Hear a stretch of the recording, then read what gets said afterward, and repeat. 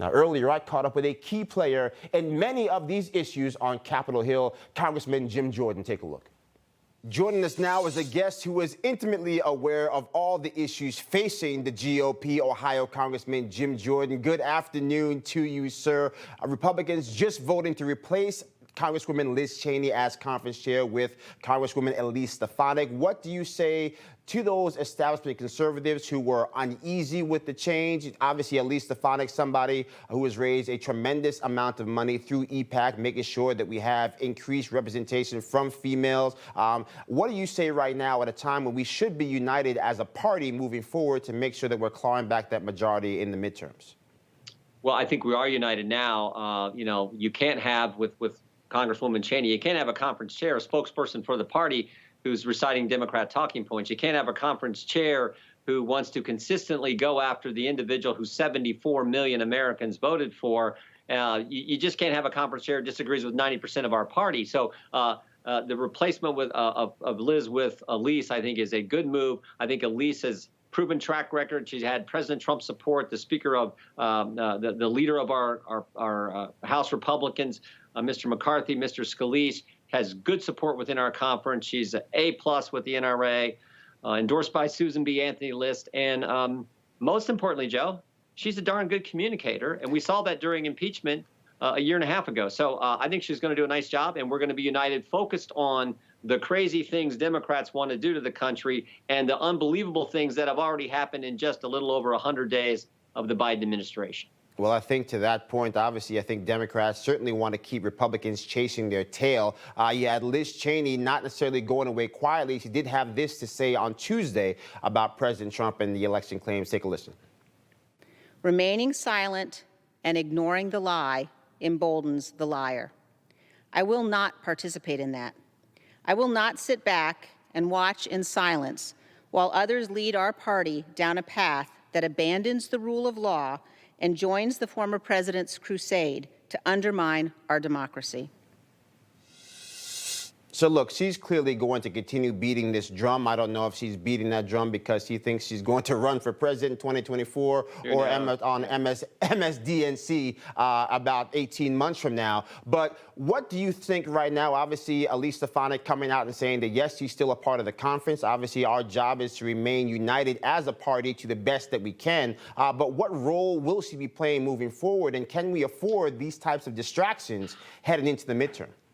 Well, I mean, look, Liz is going to say what she wants to say and do what she wants to do. Again, I'm going to stay focused on the changes that need to happen in Congress. Mainly, we need to be back in the majority so we can put a stop to what the Biden administration is doing. I mean, think about it. In a little over 100 days, we went from a secure border to chaos. We went from energy independence to gas lines, and we went from peace in the Middle East to over 1,500 rockets being fired on our ally Israel. So that has all happened in just a little over 100 days of the Biden administration. Never mind where they want to go, which is federalized election, which is create 2 new U.S. senators by making D.C. a state and pack the United States Supreme Court. So the American people, I think, see how radical the agenda of the Biden administration and the congressional Democrats really is. We've got to stay focused on pointing out how bad that is for the country and what we'll do when we get in power at the next election to stop it. Absolutely. Let's get past Liz Cheney. Let's get to the actual business of making sure that we actually can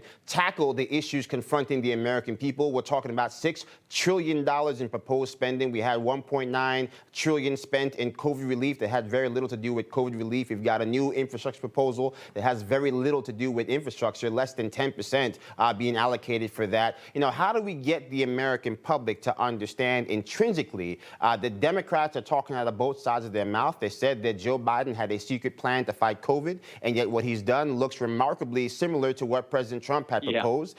They can't actually even tell us what Joe Biden would have done differently from what President Trump did do to ensure that we had Operation Warp Speed that actually provided for the vaccine, which is resulting in the actual decrease in the virus. So how do we synthesize this message to make sure that the average American understands that the fact that the dollar in their pocket is worth less today than it was 4 months ago is actually the direct result of these policies that are coming in at warp speed? Yeah, no, well said, Joe. I think Americans have common sense, I think they're already understanding it. They see the ridiculous spending. They know Democrats are talking about raising their taxes. They can feel the inflationary patterns that are happening there. They see the gas lines. They see the price of gas going up. They see the price of lumber that's went up two before now, costs 3 times what it did just a year ago. So Americans see all that. And they see a federal government that incentivizes people not to work by sending money to them. I always tell people, if you pay people not to work, you shouldn't be surprised when you don't have enough workers. We have governors now saying we are not going to accept the unemployment compensation because every single employer I've talked to, every single one in our district, around our state, and frankly around the country, they've all said the same thing. We can't find people to work because government has incentivized non-work. Not a smart move. So you got governors saying we're not going to take this. We're going to turn down this unemployment money. So American people have common sense. They're figuring it out. They're seeing what's going on in the Biden administration and the Democrat-controlled Congress. I think that's why there's going to be a big change in November of 2022. Got to leave it there. Congressman Jim Jordan, God bless. Hey, I'm Rob Finnerty. Thanks for watching. If you enjoyed this video, please join the conversation in the comments below. Don't forget to subscribe, too. Hit the bell icon to be alerted to breaking news. And remember, there's a whole lot more on Newsmax TV, America's fastest growing cable news network. Newsmax TV, where real news for real people.